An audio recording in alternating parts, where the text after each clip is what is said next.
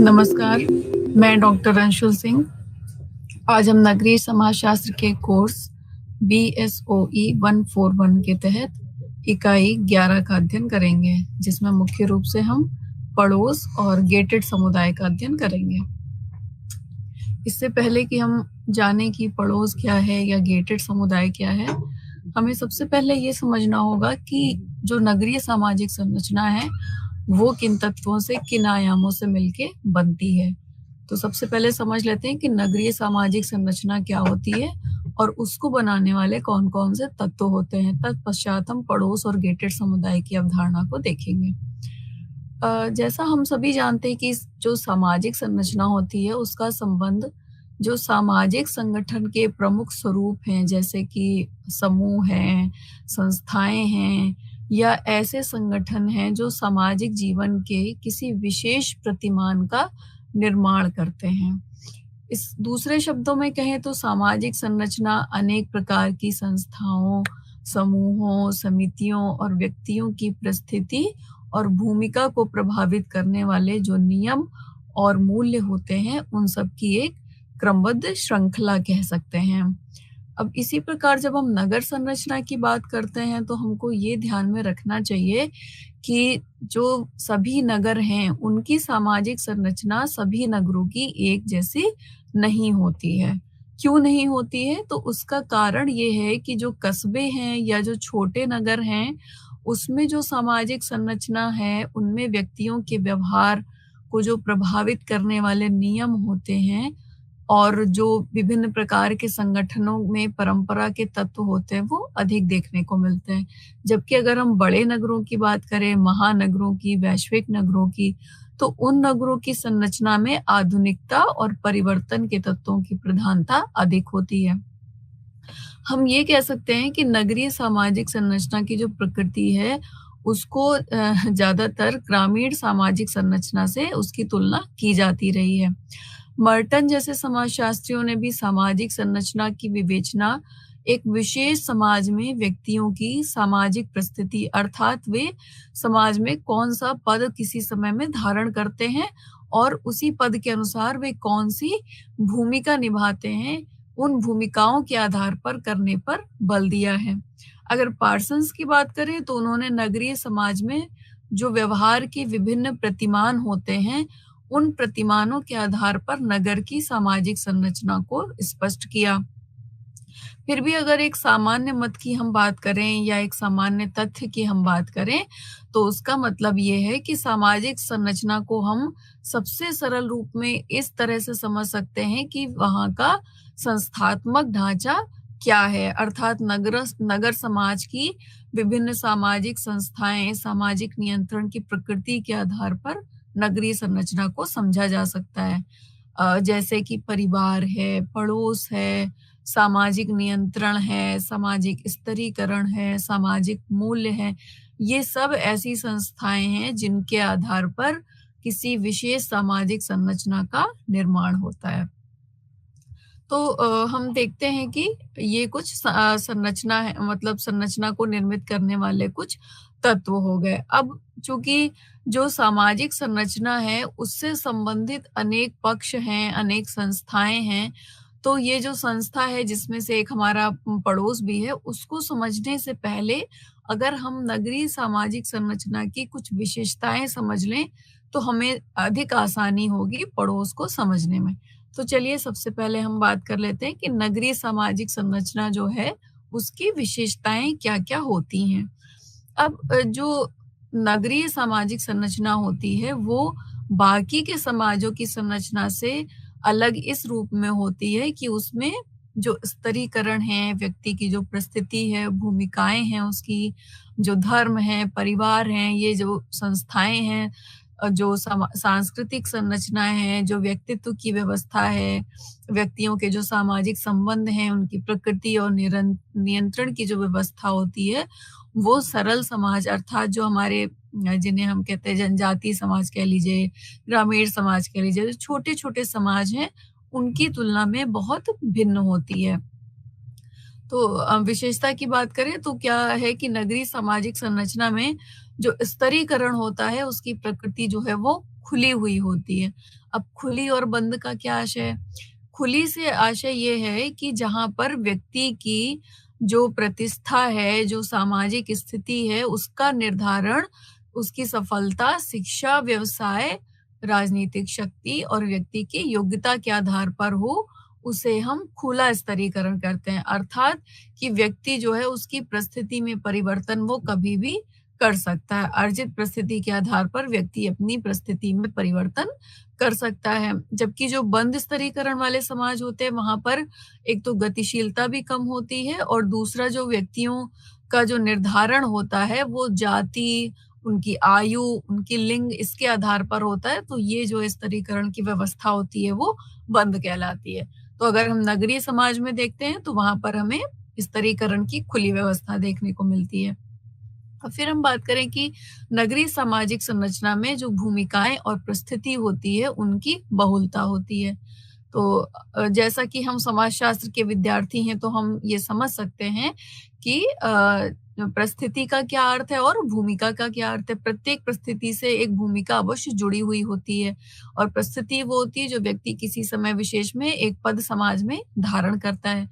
तो नगरीय सामाजिक संरचना में क्या होता है कि व्यक्ति को एक ही समय पर अनेक प्रकार की परिस्थितियां प्रदान की हुई होती हैं या प्रदत्त होती हैं और इन विभिन्न परिस्थितियों का संबंध व्यक्ति के व्यवसाय, व्यक्ति के कार्य, व्यक्ति के सांस्कृतिक, व्यक्ति के राजनीतिक जीवन आदि से होता है। अर्थात एक ही व्यक्ति की उसके व्यवसाय, उसके कार्य, उसके जो राजनीतिक दल है या जो स्वयंसेवी संगठन है, उसका जो परिवार है, हर जगह पर व्यक्ति की परिस्थिति अलग अलग होती है और परिस्थिति अलग अलग होने के कारण भूमिकाएं भी अलग अलग होती हैं और भूमिकाएं भी व्यक्ति की एक समान नहीं होती हैं। जिस प्रकार की परिस्थिति होगी उसी प्रकार की उसकी भूमिका होगी। तो हम ये कह सकते हैं कि एक ही क्षेत्र में जो व्यक्ति की भूमिका होती है वो एक दूसरे से बहुत भिन्न हो जाती है। नगरीय सामाजिक संरचना में जैसे कि हम अगर परिवार की ही बात कर लें तो महिलाओं की भी अलग अलग भूमिका हो सकती है। अगर हम बात करें कि किसी कार्यालय में महिला कोई एक अधिकारी हो सकती है या कर्मचारी भी हो सकती है और अगर परिवार में होगी तो वही महिला एक माँ हो सकती है, एक बहन हो सकती है, पत्नी हो सकती है इत्यादि। तो अर्थात कि महिला को अलग अलग प्रकार की भूमिकाएं निर्वहन करनी पड़ती है। तो इस प्रकार हम कह सकते हैं कि नगरीय सामाजिक संरचना में बहुत सारी भूमिकाएं और बहुत सारी परिस्थितियां देखने को मिलती हैं और कई बार ये परिस्थितियां और भूमिकाएं व्यक्ति के तनाव का कारण भी बन जाती हैं। अगली विशेषता की बात करें तो नगरीय सामाजिक संरचना में एकाकी अर्थात न्यूक्लियर फैमिली की प्रधानता पाई जाती है। अब परिवार ऐसा है कि ये सभी समाजों में देखने को मिलता है और नगरीय समाज जो है वहां पर एकाकी परिवार देखने को मिलता है जिनमें कि माता पिता और उनके अविवाहित बच्चे ही होते हैं। और उसमें भी क्या होता है कि जब उनका कोई भी बच्चा जो है वो अपनी शिक्षा पूरी करके किसी अलग सेवा में या व्यवसाय में लग जाता है तो वो फिर अपना एक अलग परिवार बना लेता है। इसके अलावा नगरों में आवास की समस्या भी बहुत गंभीर होती है। तो वहां पर इस वजह से क्या होता है कि परिवार का आकार बहुत बड़ा नहीं हो पाता है या परिवार में अनेक व्यक्तियों का एक साथ रहना संभव नहीं हो पाता है। दूसरा एक कारण ये भी होता है कि जो व्यक्तिवादी मनोवृत्ति अर्थात व्यक्ति जो एक अपना निजता कह लीजिए या एकाकीपन कह लीजिए उसकी वजह से भी बहुत सारे लोगों के साथ रहना पसंद नहीं करता है। तो ये सब कारण क्या होते हैं कि इसकी वजह से नगरों में अधिकांशतः हमें जो एकाकी परिवार हैं वही देखने को मिलते हैं। अगली अगर हम नगरीय सामाजिक संरचना की विशेषता की बात करें तो वहां पर क्या होता है कि धर्म की लौकिक प्रकृति देखने को मिलती है अर्थात सेकुलराइजेशन देखने को मिलता है, लौकिकीकरण। तो उसमें ये होता है कि जो पहले जो हम धार्मिक विश्वासों के आधार पर अपने निर्णय लेते थे अर्थात जो हमारे पहले धार्मिक विश्वास हुआ करते थे अब वो वैसे नहीं रहे। व्यक्ति जो है वो अपना जो भी निर्णय लेते हैं वो तर्क के आधार पर लेते हैं ना कि धार्मिक विश्वासों से प्रभावित होकर। तो नगरों में क्या है कि बहुत सारे जो हमारे रिचुअल हुआ करते थे, पूजा पाठ हुआ करते थे, उनका क्या है एक तरीके से संक्षिप्तीकरण हो गया अर्थात वो बहुत कम समय में किए जाने लगे हैं। और जो अगर तीर्थ स्थान वगैरह पर भी व्यक्ति जाते हैं तो वो वहां पर घूमने या पर्यटन के उद्देश्य से जाते हैं। तो नगर सामाजिक संरचना में क्या है कि वहां पर कट्टरता की जगह सहिष्णुता देखने को मिलती है। इसके अलावा अगर हम बात करें तो वहाँ नगरीय सामाजिक संरचना में जनांक की विविधताएँ या विभिन्नताएँ देखने को मिलती हैं। अर्थात इसका अर्थ ये है कि नगरीय सामाजिक संरचना का जो निर्माण होता है वो अलग-अलग धर्म, अलग-अलग वर्ग, जाति और अलग संस्कृति या जो अलग संस्कृति विशेषता वाले जो समूह होते हैं, उनसे होता है। तो नगर की सामाजिक संरचना में क्या है कि हम जो है वो होमोजेनिटी जिसे हम समरूपता कहते हैं, वो देखने को नहीं मिलती है। इसके अलावा क्या होता है कि नगरों में जो प्रवास की प्रवृत्ति होती है, वो भी अधिक होती है अर्थात नगरों में लोग दूसरे स्थानों से आना पसंद करते हैं, तो इसकी वजह से भी वहाँ की जो सामाजिक संरचना होती है, उसमें एक परिवर्तनशीलता, एक गतिशीलता पाई जाती है। इसके अलावा अगर हम बात करते हैं संरचना की विशेषता की, तो वहाँ पर संस्कृति की जो प्रकृति होती है, वो भी परिवर्तनशील होती है। अब संस्कृति क्या होती है कि संस्कृति जो है वो परंपरा और प्रथाओं के अनुसार व्यवहार करने के साथ ही उन सभी भौतिक पदार्थों के उपयोग से संबंधित होती है, जो हमारी अनेक आवश्यकताओं को पूरा करते हैं। अब जो परंपरा और प्रथा है वो संस्कृति का अभौतिक पक्ष है अर्थात ये अमूर्त होते हैं, इन्हें हम देख नहीं सकते। और जो मनुष्य के द्वारा बनाई गई वस्तुएं हैं, उपकरण हैं, आविष्कार हैं, ये सब भौतिक संस्कृति के अंतर्गत आते हैं, जिन्हें हम देख सकते हैं, छू सकते हैं और जिनका उपयोग हम अपने दैनिक जीवन में करते हैं। तो नगरीय सामाजिक संरचना में क्या होता है कि संस्कृति भी है वो कोई एक स्थायी रूप में नहीं देखी जाती है, क्योंकि नगर के जो निवासी होते हैं वो परिवर्तन और नवीनता को बहुत जल्दी अपना लेते हैं। उनके प्रति उनमें एक आकर्षण पाया जाता है।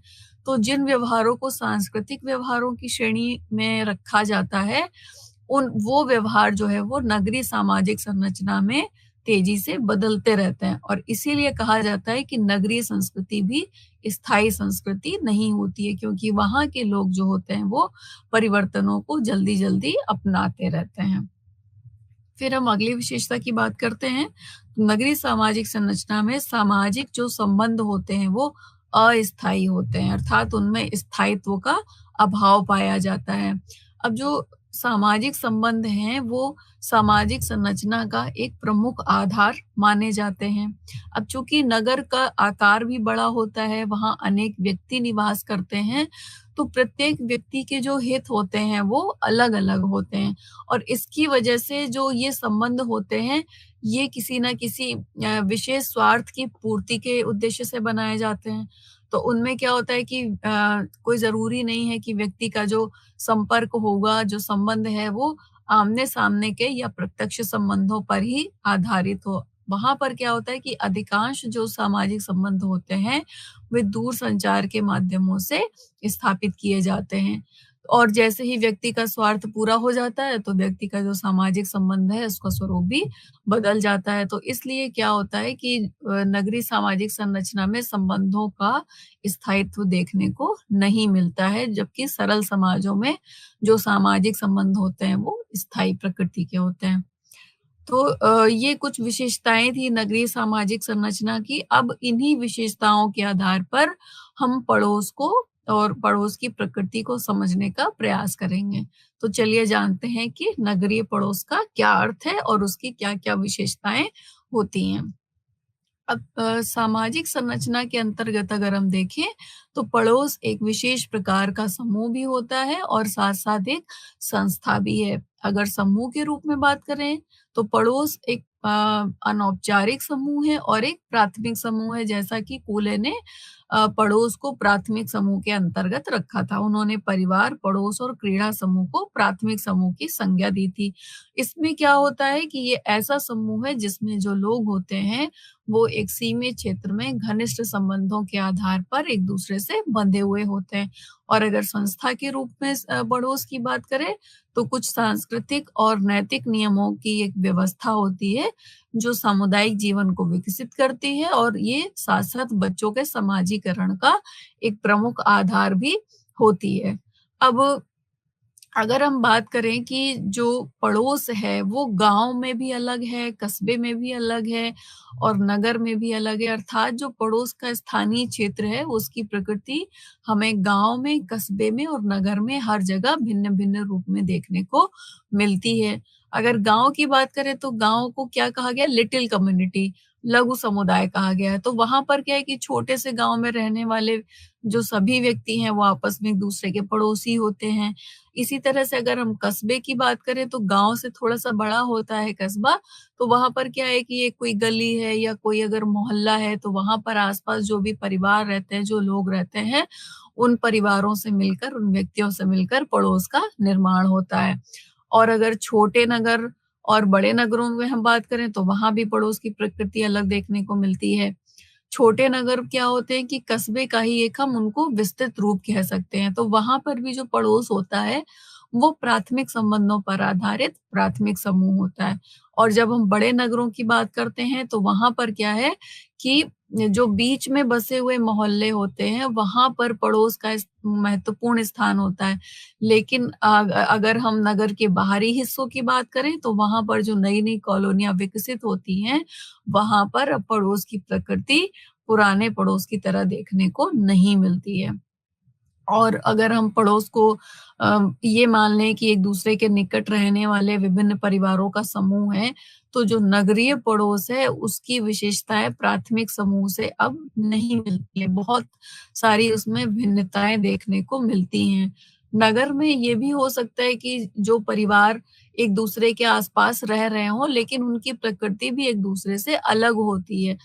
और ऐसा क्यों होता है? क्योंकि अधिकांश परिवार ऐसे होते हैं जो धर्म हो गई, शिक्षा हो गई, व्यवसाय हो गया, आर्थिक स्थिति हो गई, भाषा है, मनोवृत्ति है, संस्कृति है, इन सब के आधार पर एक-दूसरे से भिन्न हो जाते हैं। तो अनेक परिवार जो होते हैं वो किसी दूसरे क्षेत्र से आकर वहाँ बसे हुए होते हैं।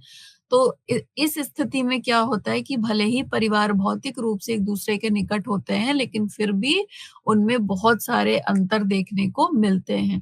इसके अलावा ये भी संभव होता है कि कहीं पर एक उच्च वर्गीय परिवार का निवास स्थान हो और वहीं पर एक बिल्कुल निम्न आर्थिक स्थिति वाले लोग रह रहे हों। तो ऐसे में क्या होता है कि जो नगरीय जीवन है उसमें अधिकांश लोगों का जो जीवन है वो व्यस्त तो होता ही है, लेकिन साथ-साथ वहाँ पर कामकाजी महिलाओं की जो संख्या है वो भी बढ़ती जा रही है। तो एक ही पड़ोस में क्या है कि रहने वाले लोगों की जो भाषाई स्थिति है, धार्मिक स्थिति है, जातिगत स्थिति है या विशेषताएँ हैं उनकी, उनमें भिन्नता होने के कारण भी नगरीय पड़ोस की जो प्रकृति है वो तेज़ी से बदल रही है।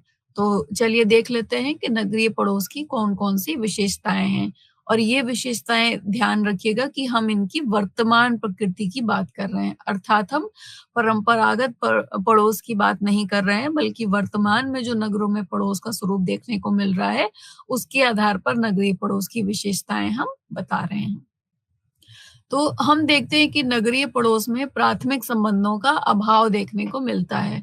अब हम सभी जानते हैं कि प्राथमिक संबंध ऐसे संबंध होते हैं जो घनिष्ठ होते हैं और अनौपचारिक होता है, अर्थात जहाँ पर फॉर्मेलिटी का कोई भी स्थान नहीं होता है। अब वैयक्तिक इस अर्थ में होते हैं कि इनका मतलब जो ये संबंध होते हैं व्यक्ति के, ये किसी विशेष हित की पूर्ति के लिए नहीं बनाए जाते हैं। और नगर में जो आस-पास रहने वाले जो लोग हैं, जैसा अभी हमने चर्चा की थी, तो वहाँ पर बहुत सारी भिन्नताएँ देखने को मिलती हैं। इस वजह से क्या होता है कि व्यक्ति ना तो बहुत ज़्यादा घनिष्ठ संबंध स्थापित करते हैं और ना ही उनके पास इतना समय है कि वो अपने पड़ोसियों के पास जाके बैठें, उनसे बातचीत करें और विचारों का आदान-प्रदान करें। तो इसके फलस्वरूप क्या होता है कि अगर व्यक्तियों के बीच में कोई संबंध बन भी जाता है फॉर्मल, तो वो क्या होता है कि बड़ा ही दिखावटी और एक अस्थायी प्रकृति का होता है। तो हम ये कह सकते हैं कि नगरीय पड़ोस में प्राथमिक संबंधों का अभाव पाया जाता है। अगली विशेषता की बात करें तो नगरीय पड़ोस में अब आजकल पड़ोसियों के प्रति एक उदासीनता देखने को मिलती है। अब ऐसा क्यों होता है? क्योंकि जो आधुनिक नगर हैं, वहाँ पर रहने वाले निवासी अपने जीवन में सामाजिक और सांस्कृतिक जीवन की तुलना में क्या करते हैं कि आर्थिक जीवन को अर्थात अपने जीवन के आर्थिक पक्ष को अधिक महत्वपूर्ण मानते हैं। और इसीलिए व्यक्ति के जो अधिकांश कार्य होते हैं वो इसी उसी के इर्द-गिर्द घूमते रहते हैं। और व्यक्ति को पहली बात तो इतना खाली समय मिलता नहीं है और अगर व्यक्ति को खाली समय मिल भी जाता है, तो वो अपना जो खाली समय है वो पड़ोसियों के साथ व्यतीत ना करके अपने परिवार में अपने लोगों के साथ रहना पसंद करता है, या फिर व्यक्ति टीवी देखना है या कुछ अन्य मनोरंजन के साधन है, उनके साथ अपना समय बिताना पसंद करता है। तो इससे क्या होता है कि व्यक्ति में धीरे-धीरे पड़ोसियों के प्रति एक उदासीनता आने लगती है।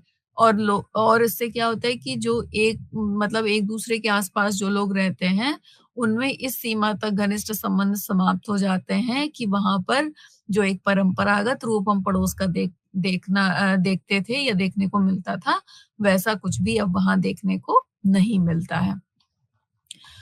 फिर हम देखते हैं कि जो नगरीय पड़ोस होता है, वहाँ पर सामुदायिकता का अभाव होता है। अब क्यों अभाव होता है? ऐसा इसलिए होता है कि नगरीय जीवन में व्यक्ति चाहे वो बहुत ज़्यादा अ, उच्च आर्थिक स्थिति वाले हों या निम्न आर्थिक स्थिति वाले हों, पढ़े-लिखे हों या अनपढ़ हों, वहाँ पर व्यस्तता सभी के जीवन में बहुत ज़्यादा होती है और इस कारण से लोगों के पास ना तो अपने पड़ोसियों से संबंध स्थापित करने का समय होता है और ना ही व्यक्ति को ये संबंध जो है वो महत्वपूर्ण लगते हैं। तो व्यक्ति ऐसे में क्या होने लगता है कि सामुदायिकता का एक अभाव दिखता है और अगर कभी किसी आप कह लीजिए कि किसी भी आयोजन पे या किसी भी कोई एक उत्सव पड़ गया, कुछ पड़ गया, तो उसमें अगर कोई व्यक्ति अपने पड़ोसी को आमंत्रित भी करता है तो इसलिए नहीं कि उसका अपने पड़ोसी से लगाव है, केवल इसलिए कि व्यक्ति अपने एक कह लीजिए कि फॉर्मेलिटी में भी बुला लेता है या कभी-कभी दिखावा भी पसंद करता है व्यक्ति, तो उस दिखावे के कारण भी लोग अपने पड़ोसियों को बुला लेते हैं और अपने अहम की संतुष्टि करते हैं। तो हम ये कह सकते हैं कि नगरीय पड़ोस में पूर्णतया सामुदायिकता का अभाव पाया जाता है। इसके अलावा हम देखते हैं तो जो नगरीय पड़ोस है वहाँ पर जो भी सामाजिक आयोजन होते हैं उनका धीरे-धीरे आधुनिकीकरण देखने को मिलता है। अब किस प्रकार से कि जैसा हम अगर परंपरागत पड़ोस की बात करें तो वो एक प्राथमिक समूह हुआ करता था, जिसमें कि व्यक्ति अनेक प्रकार के सामाजिक, धार्मिक और सांस्कृतिक जो अवसर होते थे, उन पर एक-दूसरे से सहयोग करता था और अब सभी मिल-जुल कर किसी भी आयोजन को सफल बनाते थे। लेकिन अगर हम वर्तमान समय की बात करें तो यहाँ पर क्या होता है कि अगर कोई परिवार किसी आयोजन को कर रहा है, तो उसमें वो केवल ऐसे ही लोगों को आमंत्रित करता है जिनके बीच में कोई भी प्राथमिक संबंध नहीं पाए जाते हैं। और ऐसा इसलिए भी होता है कि नगरों में पहली बात तो आवास जो होते हैं वो छोटे होते हैं या इतने बड़े नहीं होते हैं कि बहुत सारे लोगों को एक साथ उसमें एकत्रित किया जा सके या रिश्तेदारों को अगर बुला भी लिया जाए तो उनको 1-2 दिन अपने साथ रखा जा सके। तो इसलिए क्या होता है कि नगर में जो भी आयोजन किए जाते हैं, उनमें जो प्रतिभाग करने वाले व्यक्ति होते हैं, वो एक-दूसरे से बहुत दूर-दूर के स्थानों में रहते हैं और इस दशा में भी क्या होता है कि व्यक्ति जो है वो अपने पड़ोसियों के साथ कोई भी घनिष्ठ संबंध स्थापित नहीं कर पाता है। इसके अलावा अगली विशेषता की हम बात करें तो नगरीय जो पड़ोस होता है उसकी जो प्रकृति हमने देखी है वो परिवर्तनशील प्रकृति होती है। अर्थात कि नगर में हम सभी जानते हैं कि प्रवास का एक महत्वपूर्ण स्थान होता है, अर्थात नगर में अलग-अलग जगह से आए हुए लोग भी रहते हैं और उसमें क्या होता है कि अधिकांश व्यक्तियों का जो निवास स्थान होता है वो स्थायी नहीं होता है क्योंकि बहुत सारे लोग किराए के मकानों में रहते हैं और उससे क्या होता है कि व्यक्ति फिर बार-बार अपना जो आवास स्थान है वो बदलता रहता है। दूसरा ये भी है कि नगर में बहुत सारा एक वर्ग हमको ये भी देखने को मिलता है कि जो ज़्यादा से ज़्यादा आर्थिक लाभ प्राप्त करने के लिए बार-बार एक शहर से दूसरे शहर में निवास अपना करता रहता है। तो इन दोनों ही दशाओं में क्या होता है कि व्यक्ति अपने पड़ोसियों से ना तो किसी प्रकार का संबंध रख पाते हैं, ना ही उसको उपयोगी मानते हैं और ना उनके अंदर ऐसी कोई मनोवृत्ति होती है जिसमें उनको ये लगे कि उनको अपने पड़ोसियों के साथ कोई संबंध रखना चाहिए। तो इस आधार पर हम कह सकते हैं कि नगरीय पड़ोस की जो प्रकृति होती है वो परिवर्तनशील होती है। तो ये कुछ विशेषताएँ थी जिन पर हमने प्रकाश डाला कि नगरीय पड़ोस की प्रकृति वर्तमान में किस प्रकार की हो गई है। तो इन सब विशेषताएँ जिनकी हमने चर्चा की, उनके आधार पर हम ये कह सकते हैं कि वर्तमान जो जीवन है, उसमें नगरीय पड़ोस केवल अपने भौतिक रूप में ही विद्यमान है। अर्थात केवल देखने में आपको लगेगा कि ये पड़ोस है, लेकिन पड़ोस में जो एक सामुदायिक भावना हुआ करती थी, वो धीरे-धीरे लुप्त होती जा रही है। लोगों में अपने पड़ोस के प्रति कोई भी भावनात्मक लगाव देखने को नहीं मिलता है। अब इसकी वजह से क्या हुआ है कि व्यक्तियों में जो नगर के जो लोग हैं, नगर के जो निवासी हैं, उनमें एक असुरक्षा की नई समस्या देखने को मिल रही है। अब अगर व्यक्ति को कोई इमरजेंसी है, कोई ऐसी बीमारी आ गई या कोई इमरजेंसी की कंडीशन उत्पन्न हो गई, तो उसमें क्या होता है कि व्यक्ति फिर किसी का सहयोग उसको मिल नहीं पाता है और उसमें फिर व्यक्ति को मानसिक तनाव होने लगता है। जब व्यक्ति को ये लगता है कि उसका जीवन एकाकी हो गया है या अगर व्यक्ति सुखी है, दुखी है और इन सभी परिस्थितियों में उसका साथ देने वाला कोई नहीं है, तो फिर व्यक्तियों में जो एक आइसोलेशन अर्थात जो सामाजिक अलगाव की जो भावना होती है वो धीरे-धीरे दृढ़ होती जाती है। और चूँकि नगरीय पड़ोस की औपचारिक प्रकृति उसका सबसे बड़ा दुष्प्रभाव जो है वो बच्चों पर देखने को मिला है। पहले जब पड़ोस जो परंपरागत पड़ोस हुआ करता था, उसमें बच्चे अपने घर के साथ-साथ अगर जब बाहर कहीं समय बिताते थे, तो उनका अधिकांश समय अपने पड़ोसियों के साथ ही बीतता था। बिल्कुल घर जैसा वातावरण पड़ोस में भी देखने को मिलता था और चूँकि व्यक्तियों के बीच में घनिष्ठ संबंध भी होते थे। लेकिन आजकल घनिष्ठता का अभाव होने के कारण बच्चे भी अपने घर से बाहर कहीं नहीं जा पाते हैं, पड़ोस में भी नहीं जाते हैं और उसकी वजह से फिर क्या होता है कि बच्चों का जो मनोरंजन का साधन है वो फिर टीवी पे कार्टून देखना, मोबाइल देखना यही सब रह जाते हैं। तो अब इसीलिए इस तथ्य पर भी विचार किया जाने लगा है कि नगरों में किस प्रकार से नियोजन किया जाए कि पड़ोस में जो एक दूसरे के समीप जो रहने वाले लोग हैं, उनके बीच में संबंध विकसित होने लगे। अर्थात जो परंपरागत पड़ोस की हम बात कर रहे हैं, उस पड़ोस में जो संबंध पाए जाते थे, वही संबंध अब इस पड़ोस में भी पाए जाएँ। तो किस प्रकार से नगर का नियोजन किया जाए?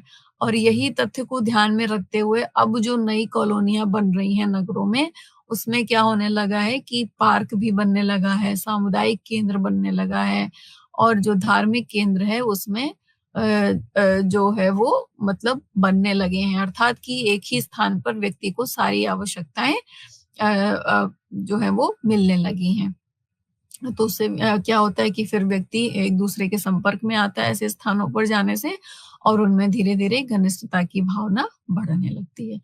तो हम आशा करते हैं कि आपको नगरीय सामाजिक संरचना, उसकी विशेषताएँ और नगरीय सामाजिक संरचना के एक तत्व के रूप में पड़ोस और उसकी जो विशेषताएँ हैं वो समझ में आ गई होंगी।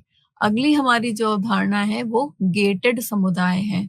तो चलिए हम बात करते हैं कि आखिर ये गेटेड समुदाय क्या हैं और किस प्रकार की इनकी प्रकृति होती है, क्या-क्या इनकी विशेषताएँ होती हैं और कब इनका उद्गम या विकास हुआ।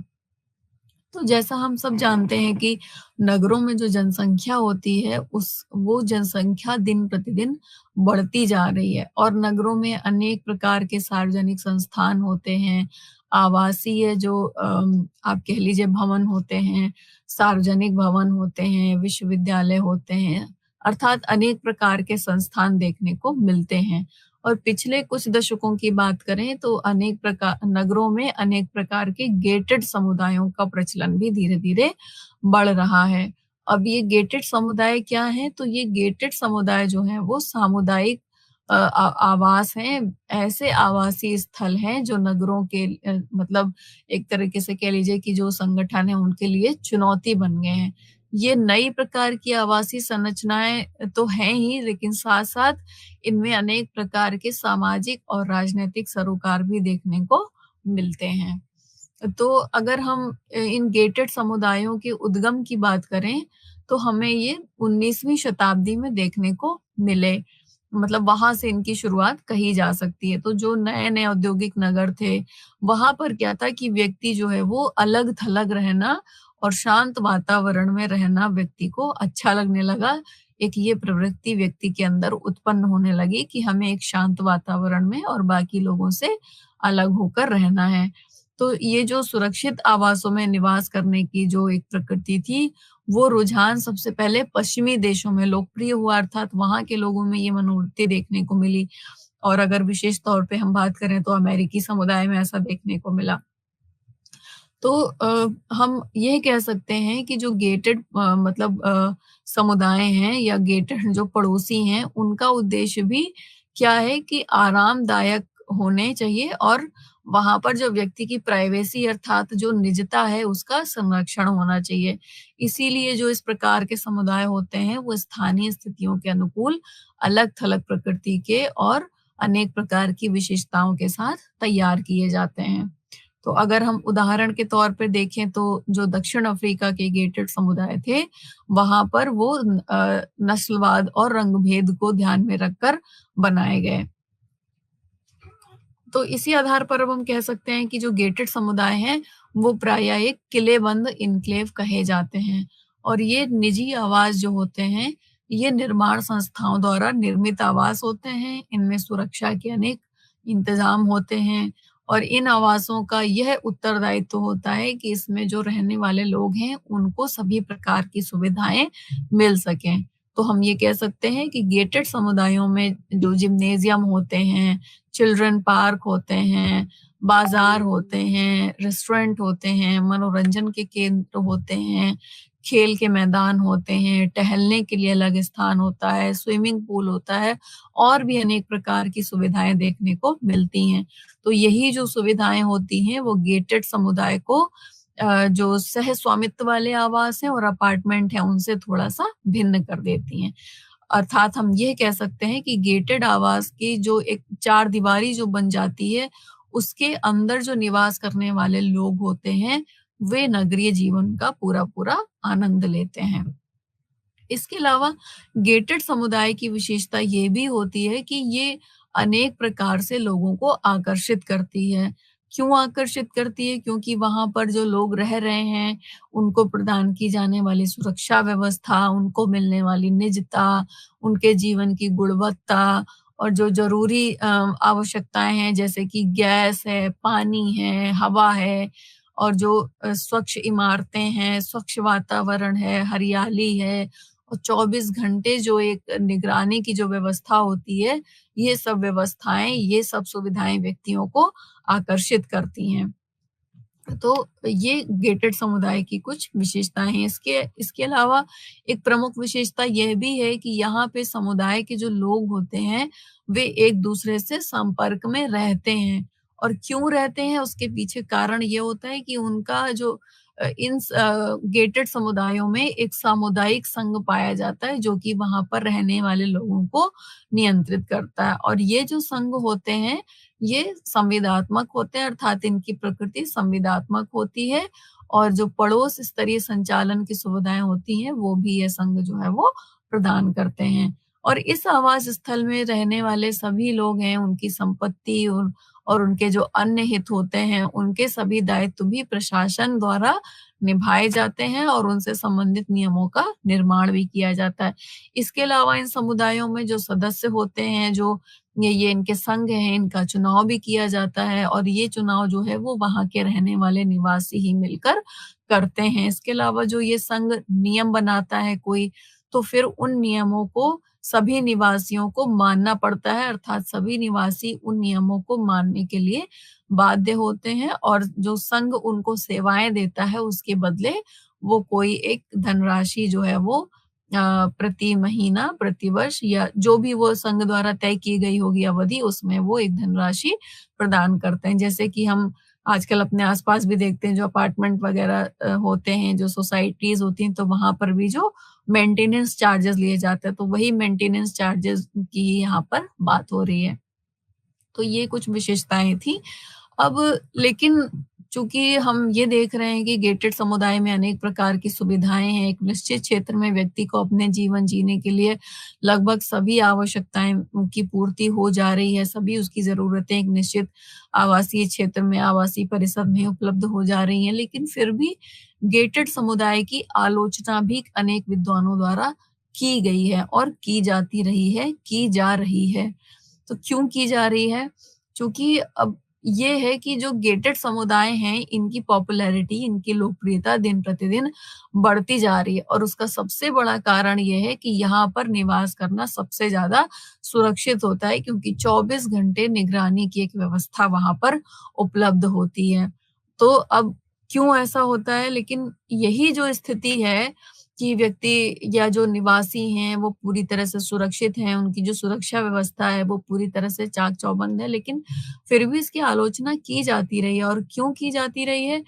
उसका सबसे बड़ा कारण ये है कि जो ऐसे समुदाय होते हैं, ऐसे जो गेटेड समुदाय हैं, यहाँ पर क्या हो जाता है कि समाज का एक तरीके से ध्रुवीकरण हो जाता है। अर्थात स्थान के आधार पर वहाँ लोगों का ध्रुवीकरण होता है और सामाजिक आधार पर तो होता ही है।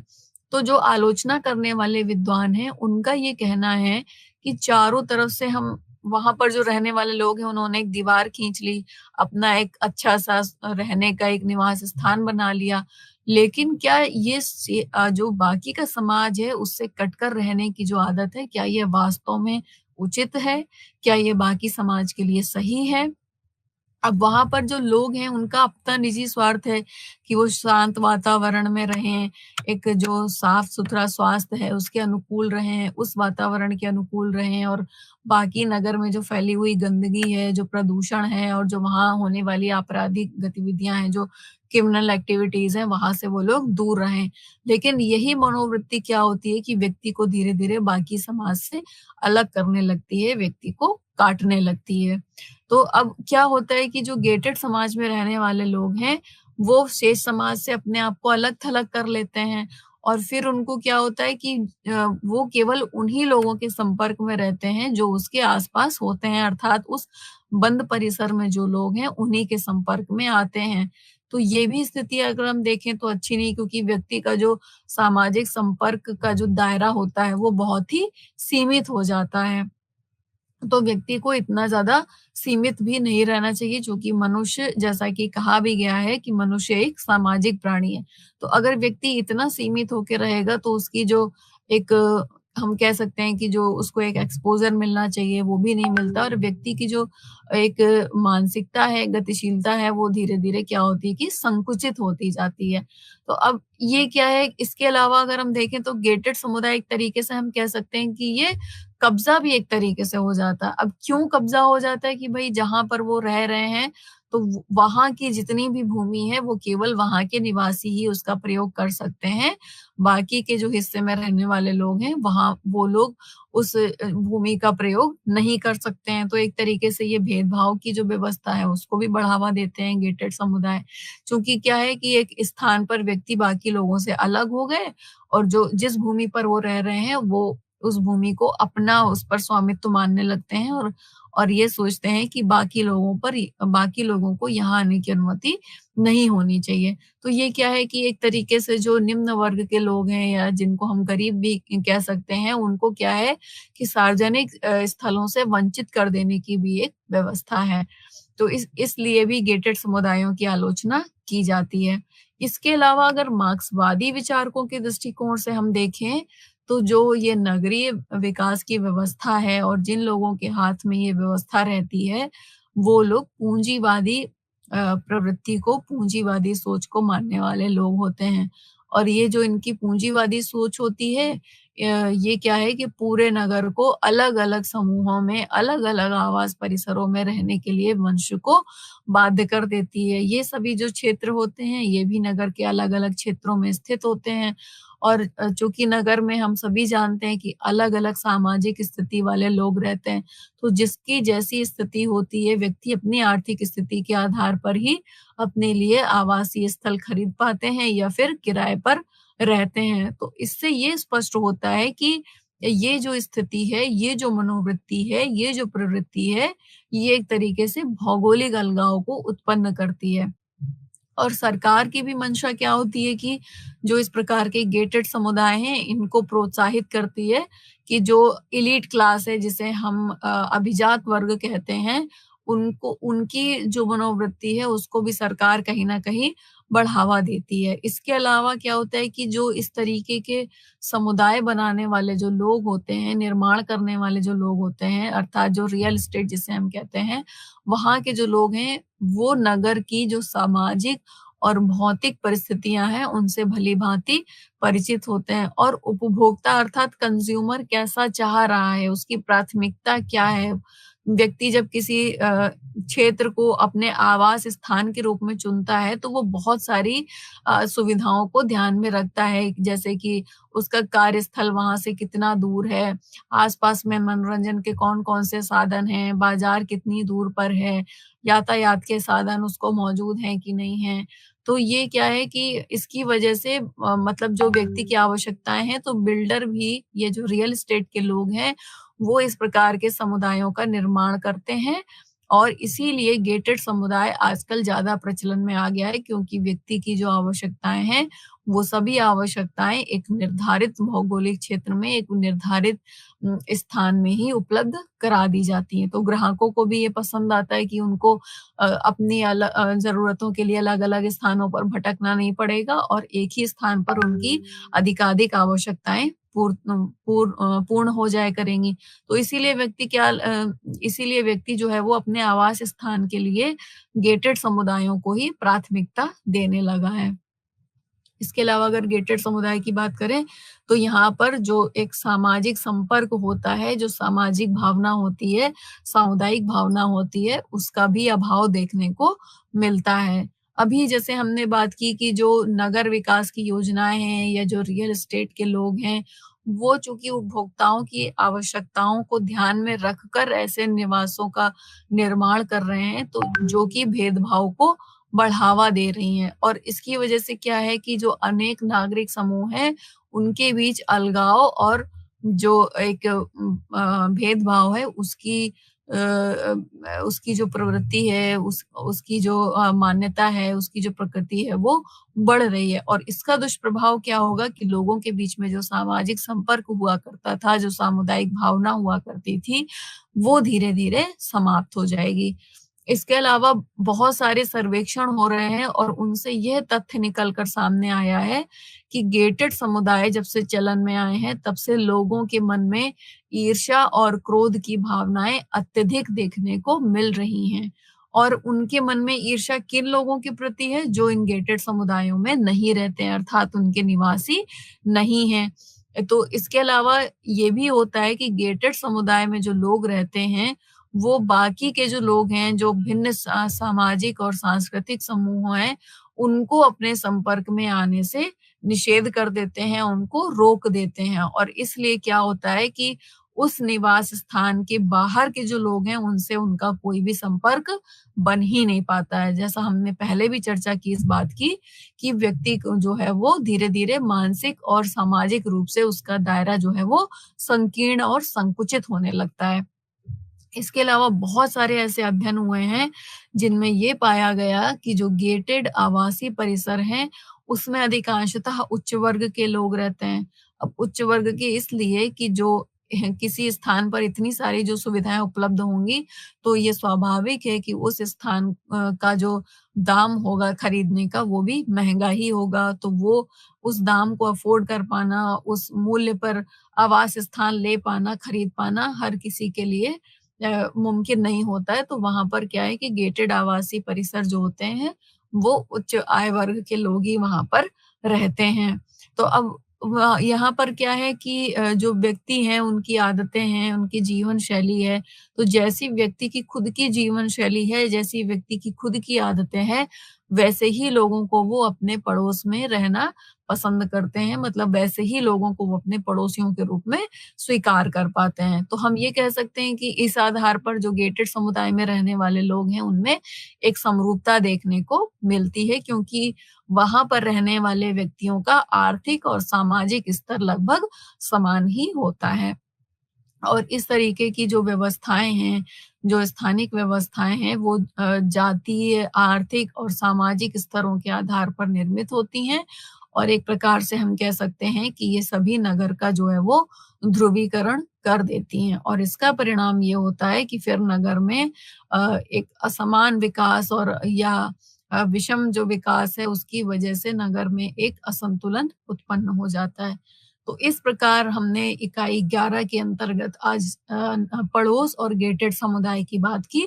हम आशा करते हैं कि आपको ये दोनों ही अवधारणाएँ समझ में आ गई होंगी। हम बात करेंगे अब व्यवसाय की, जो कि एक व्याख्यान में हमको ये भी अवधारणा आपको बतानी थी, लेकिन समय के अभाव के कारण ये अवधारणा आपको बताने से छूट गए थे। तो आज चलिए इसकी भी हम थोड़ा-सा इसकी भी बात कर लेते हैं कि व्यवसाय हम किसे कहते हैं। तो व्यवसाय क्या है कि व्यक्ति की जो कार्य क्षमता है, उसको दर्शाने के लिए इसका इस्तेमाल किया जाता है। इसके अलावा जो कार्य है, उसको भी व्यवसाय के स्थान पर हम प्रयोग करते हैं। अर्थात हम कह सकते हैं कि ये क्या है, एक सामाजिक क्रिया है, जिसमें कार्यस्थल पर जो काम करते हैं लोग, उनके अन्य लोगों के कार्य के प्रदर्शन से मनुष्य का कार्य प्रदर्शन भी इसमें शामिल होता है। अर्थात कार्यस्थल पर जो सामाजिक संपर्क होता है, उसमें कौशलों का मतलब अनेक काम करने वाले लोगों का एक जमावड़ा होता है और वो लोगों के काम करने के तरीकों को प्रभावित करता है। तो कार्यस्थल में जिस तरह कर्मचारियों को संगठित किया जाता है, उससे जो भी कार्य किया जा रहा है, उसकी प्रकृति का पता चलता है, काम करने वाले लोगों का पता चलता है और उस काम में जो लोग शामिल हैं, उनके कार्य करने की विधि क्या है, अर्थात कार्यविधि क्या है, कौन-कौन सी प्रणाली होती है और उसमें उस उनका वेतन भी शामिल होता है, जो व्यक्ति को काम करने के बदले प्रदान किया जाता है। तो व्यवसाय में क्या है कि मज़दूर व्यवसाय इसके अलावा मज़दूरों को काम में लगाने वाला ढंग भी माना जाता है, जिसमें 3 तत्व मुख्य रूप से शामिल होते हैं कि काम करने वाले लोगों का समूह, फिर उसमें एक खास प्रकार का काम और एक संगठित निकाय अथवा संरचना, जिसे हम कार्यस्थल के अतिरिक्त मतलब एक समूह में सम्मिलित लोग जो कि अलग-अलग अनुभव और अलग-अलग कौशलों के होते हैं। तो ये कुछ व्यवसाय की अवधारणा को प्रदर्शित करने वाले, स्पष्ट करने वाले कुछ तत्व हैं। अब हम बात करें अगर भारत में किस प्रकार की व्यावसायिक संरचनाएँ होती हैं, तो भारत में जो व्यावसायिक संरचनाएँ हैं, वो कर्मचारियों में कार्य विभाजन के संदर्भ में की जा सकती हैं और इस आधार पर भारत में लगभग 10 व्यावसायिक श्रेणियाँ हैं, जो कि 2011 की जनसंख्या के आंकड़ों पर आधारित हैं।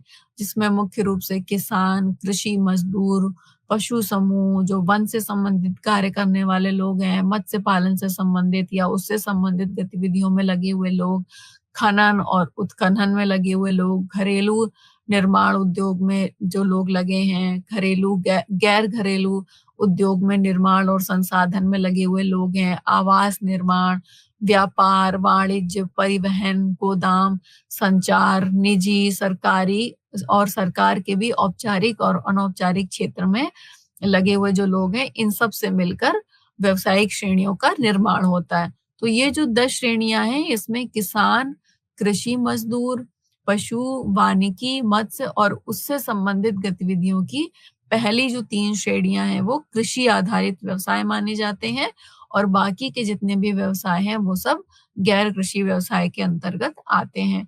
और इन सभी जो व्यावसायिक 10 श्रेणियां हैं, इन सभी को अगर हम वृहद रूप में विभाजित करें, तो मुख्य रूप से इनको 3 संरचनाओं में विभाजित किया जा सकता है, जिसमें कि प्राथमिक, माध्यमिक और तृतीयक। तो चलिए एक-एक करके इनकी बात कर लेते हैं। सबसे पहले अगर हम बात करें कि प्राथमिक व्यावसायिक संरचनाएँ कौन-सी होती हैं, तो इनमें क्या है कि ऐसी व्यावसायिक संरचना में मज़दूरों द्वारा किए गए काम सम्मिलित होते हैं, जो जीवन चलाने के लिए डायरेक्टली क्या होते हैं कि वो पृथ्वी से प्राप्त किए गए प्राकृतिक संसाधनों को इस्तेमाल करते हैं और इनमें मुख्य रूप से भूमि, जल, वनस्पतियाँ, आवास निर्माण के लिए जो सामग्री चाहिए होती है और खनिज पदार्थ होते हैं और ये सभी संसाधन अनेक प्रकार के आर्थिक क्षेत्रों में भी प्रयोग किए जाते हैं, जैसे कि कृषि, मत्स्य पालन, खनन आदि। तो इस प्रकार के जो काम होते हैं, वो कार्यस्थल जिसे हम वर्क प्लेस कहते हैं, उनके बाहर जो काम किए जा रहे हैं, उनके लिए प्रयोग होते हैं और इसीलिए इस प्रकार की जो व्यावसायिक संरचनाएँ हैं, उनको रेड कॉलर जॉब कहा जाता है।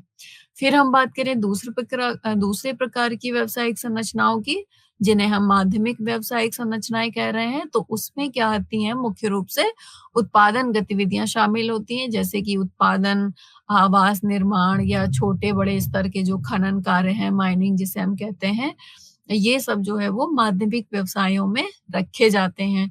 इसके अंतर्गत निर्माण का अर्थ ये होता है कि कच्चे माल से वस्तुओं का उत्पादन करना। कोई भी एक कच्चा माल है और फिर उससे कोई भी एक वस्तु जो है वो बना देना। और इन वस्तुओं को जहाँ पर तैयार किया जाता है उसे कारखाना या मतलब फैक्ट्री या कारखाना उद्योग कहा जाता है। और ये जो इकाइयाँ होती हैं, ये जो उद्योग होते हैं, इनके जो आकार हैं, उस आकार के आधार पर भी इन्हें 2 भागों में बाँटा जा सकता है, लघु उद्योग और बड़े उद्योग। लघु उद्योगों में मुख्य रूप से देखें तो वस्त्र उद्योग है, जूता बनाने की फैक्ट्रियाँ हैं, प्रिंटिंग प्रेस जो है, फर्नीचर के कारखाने हैं, ये सब आते हैं। और अगर बड़े स्तर की इकाइयों की बात करें, बड़े उद्योगों की बात करें, तो उसमें औद्योगिक इकाइयाँ और जो भी मोटर बनाते हैं, अर्थात मोटर से संबंधित जो उद्योग हैं, धातु से संबंधित जो औद्योगिक इकाइयाँ हैं, जैसे कि एल्युमिनियम बनाने वाले, तांबा बनाने वाले, स्टील बनाने वाले, तो ये सब क्या है, इन सभी में छोटे-बड़े स्तर के उद्योगों में जो लोग होते हैं, वो उत्पादन प्रक्रिया में शामिल होते हैं। और सामान्य गतिविधियों में जिनमें लोग लगे होते हैं, वे मुख्य रूप से कौन-कौन सी होती हैं? तो वो होती हैं कि जो रहने के घर हैं, अर्थात जो आवासीय इमारतें हैं, उनके निर्माण में, सड़क निर्माण में, पुलों के निर्माण में, बांधों के निर्माण में, पार्क के निर्माण में आदि। और ये सब कार्य कहाँ पर होते हैं? तो ये सब कार्य मुख्य रूप से नगरीय क्षेत्रों में ही होते हैं। फिर हम तीसरी व्यावसायिक संरचनाओं की बात करते हैं, तो इसमें क्या है, ये जो प्रणाली है, ये जो तृतीय प्रकार की व्यावसायिक संरचनाएँ हैं, इसमें क्या है कि एक व्यावसायिक संरचना मौजूद होती है, जिसे कि तृतीय स्तर की व्यावसायिक संरचना कहा गया है। और इस तरीके की जो संरचना है, वो उच्च स्तर पर रोजगार के अवसर प्रदान करती है। इस व्यावसायिक संरचना को सर्विस सेक्टर अर्थात सेवा क्षेत्र के नाम से भी जाना जाता है। तो इसमें जो काम करने वाले लोग हैं और इस स्तर में जो मतलब जो लोग काम करते हैं, उनके द्वारा अनेक प्रकार की लोगों को सेवाएँ प्रदान की जाती हैं, ज जिसमें मुख्य रूप से रेस्टोरेंट हो गए, होटल हो गए, परिवहन की सुविधाएँ हैं, बैंकिंग सुविधाएँ हैं, संचार सेवाएँ हैं, बीमा की सेवाएँ हैं, व्यापार संबंधी सेवाएँ हैं, आवास निर्माण की सेवाएँ हैं तथा सार्वजनिक प्रशासन की अनेक सेवाएँ शामिल होती हैं। तो ये क्या है कि जो अधिकांश विकसित देश हैं, इनमें क्या है कि ज़्यादातर ये देखा गया है कि जो लोग होते हैं, वो तृतीय अर्थात तीसरे प्रकार की व्यावसायिक संरचना में संलिप्त होते हैं। और जो विकासशील देश हैं, जो डेवलपिंग देश हैं, उसमें सेवा क्षेत्र का इतना विस्तार नहीं होता है। लेकिन बहुत सारे ऐसे अनुमान लगाए जा रहे हैं कि जो आर्थिक विकास है उसमें धीरे-धीरे इतनी बढ़ोतरी हो जाएगी कि जो प्राथमिक और माध्यमिक संरचनाओं में लगे हुए जो लोग हैं वो धीरे क्या होगा कि वो सभी तृतीय व्यावसायिक संरचना में शामिल हो जाएँगे। अब हम ये देख लेते हैं कि नगरों में कौन-कौन से व्यवसाय हमको मुख्य रूप से देखने को मिलते हैं। तो इनमें से कुछ 1-2 मतलब 2-4 हम व्यवसायों की चर्चा कर लेंगे मुख्य रूप से।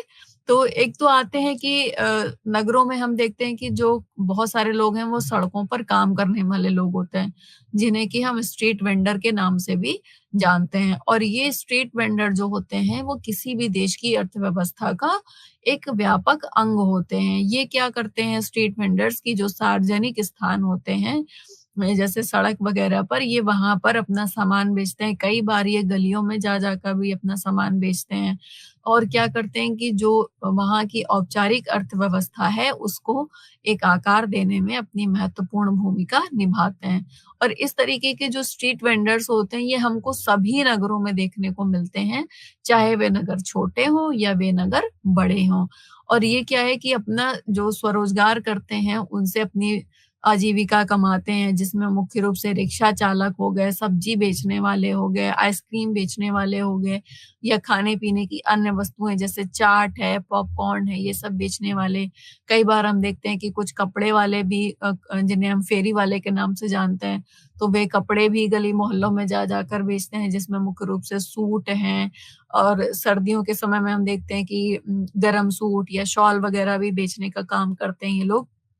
तो ये ऐसे लोग होते हैं कि जिनको सरकार से कोई भी सहायता नहीं मिलती है, कि मतलब उनको ऐसी कोई सहायता नहीं मिलती कि उनको कोई प्रशिक्षण मिले या उनको कोई ऋण मिल सके जिससे कि वो अपना काम कर सके। तो इसके परिणाम स्वरूप क्या होता है कि ये लोग अधिकांशतया निर्धन ही रहते हैं। दूसरा इनकी समस्या ये होती है कि उनकी दुकानें जो है वो स्थायी नहीं होती हैं, अर्थात उनका कोई एक स्थान जो है वो निश्चित नहीं होता है। कई बार ये लोग क्या करते हैं कि अस्थायी रूप से कोई एक स्थान पर खड़े होके या बैठकर अपना सामान बेच देते हैं और फिर जब वहाँ से उनको हटा दिया जाता है तो वो दूसरे स्थान पर चले जाते हैं। जैसे कि फल का ठेला लगाने वाले लोग, तो आज उनके साथ ये होता है कि आज यहाँ ठेला लगा लिया और अगर उनको वहाँ से हटा दिया जा रहा है तो फिर वो कोई दूसरा स्थान तलाशने लगते हैं। फिर अगर हम बात करें तो इसके अलावा नगरों में हमको स्वरोजगार व्यवसायी भी देखने को मिलते हैं।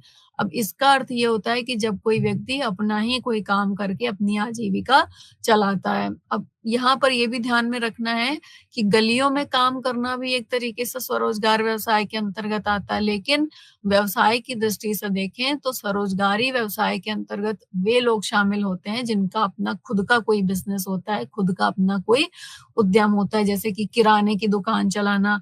अब ये क्या है कि मतलब किराने की दुकान का जो मालिक है वो संगठित या असंगठित दोनों ही श्रेणियों में आ सकता है। इसके अलावा हम देखते हैं कि बहुत सारे व्यवसायी ऐसे होते हैं जो अनेक छोटे-छोटे उद्यम, छोटे-छोटे रोजगार अपने चलाते हैं। अब ये हम देखें अगर, तो ये क्या है कि व्यवसाय मुख्य रूप से एक बहुत जोखिम का काम होता है, बहुत इसमें खतरे भी उठाने पड़ते हैं क्योंकि व्यवसाय चलाना कोई आसान कार्य नहीं है। व्यक्ति को तभी सफलता इसमें प्राप्त हो सकती है इस क्षेत्र में जब व्यक्ति अपना जो मस्तिष्क है उसका इस्तेमाल अच्छे मतलब कि उसके व्यवसाय के लिए जो फैसले सकारात्मक हो सकते हैं, उन फैसलों को लेने में उस व्यक्ति का मस्तिष्क सक्षम और अर्थात कि निवेश का संतुलन उसके अंदर हो, कहाँ पर निवेश करना है, कब करना है और कितनी मात्रा में उसको अपना माल कहाँ से लाना है कि उसको कम से कम दामों में, इसीलिए कि उनको अनेक फैक्ट्रियाँ जो हैं उनमें किसी न किसी प्रकार का कोई कार्य करने को मिल जाएगा। तो जो लोग कारखानों में काम करते हैं या जो किसी निर्माण में के अंतर्गत आने वाले निकायों में काम करते हैं, वे असंगठित क्षेत्र में आते हैं क्योंकि ये क्या है कि जो कारखानों के मालिक हैं, उनके द्वारा काम पर रखे जाते हैं। अब यहाँ पर हम ये देखते हैं कि भारत में मतलब जो कारखाने हैं, उनमें जो उत्पादन होता रहा है, वो काफ़ी लंबे समय से होता रहा है। अर्थात यहाँ पर 1850 से कारखाने चलाए जाते रहे हैं और उस समय क्या होता था स्वतंत्रता के पहले कि भारत में अंग्रेज़ों का शासन था, तो कारखानों का जो उत्पादन होता था, वो मुख्यतया ब्रिटेन के लिए किया जाता था और यहाँ पर मज़दूरों को कम मज़दूरी देकर रखा जाता था। अर्थात कि जो कारखानों में जो वस्तुएँ निर्मित की जाती थी, उनका लागत कम आती थी, मतलब कम से कम खर्चे में उनको तैयार किया जाता था। फिर वही जो उत्पादन होता था, उसको ब्रिटेन में ले जाकर बेचा जाता था। तो इस वजह से क्या हुआ कि जो भारत की अर्थव्यवस्था थी, वो छिन्न-भिन्न हो गई। फिर स्वतंत्रता के पश्चात उद्योगों के लिए अनेक प्रकार के नियम बनाए गए और धीरे-धीरे उनमें भी समय के साथ-साथ परिवर्तन आते रहे। कभी नियम बहुत सख्त किए गए, कभी नियमों में ढील दी गई। वैश्वीकरण के आने के बाद इन नियमों में सरकार ने छूट देना प्रारंभ किया ताकि बाहर से भी लोग आकर यहाँ निवेश कर सकें और अगर कोई अपना उद्योग या कोई अपना कारखाना यहाँ स्थापित करना चाहते हैं, तो वो उसे यहाँ पर स्थापित कर सकें। इसके अलावा अगर हम मुख्य रूप से देखें तो नगरों में संगठित क्षेत्र के कर्मचारी भी काम करते हैं और इनमें वे कर्मचारी शामिल होते हैं जो सरकार द्वारा पंजीकृत क्षेत्रों में काम करते हैं।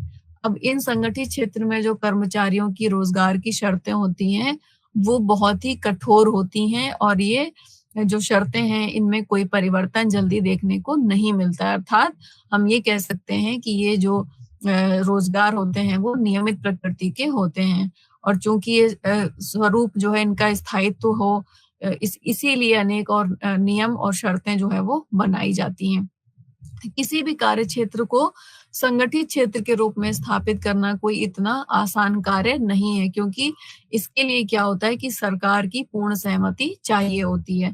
तो संगठित क्षेत्र क्या होते हैं कि सरकार द्वारा नियंत्रित किए जाते हैं और उन्हें उस पर टैक्स भी देना पड़ता है। इसमें ज्यादातर हम देखें तो काम करने वाले लोगों में सिविल इंजीनियर, डॉक्टर और प्रोफेसर इत्यादि आते हैं, जो कि वेतन के रूप में एक बड़ी धनराशि प्रदान करते हैं। तो आज के व्याख्यान में बस इतना ही। धन्यवाद। नमस्कार।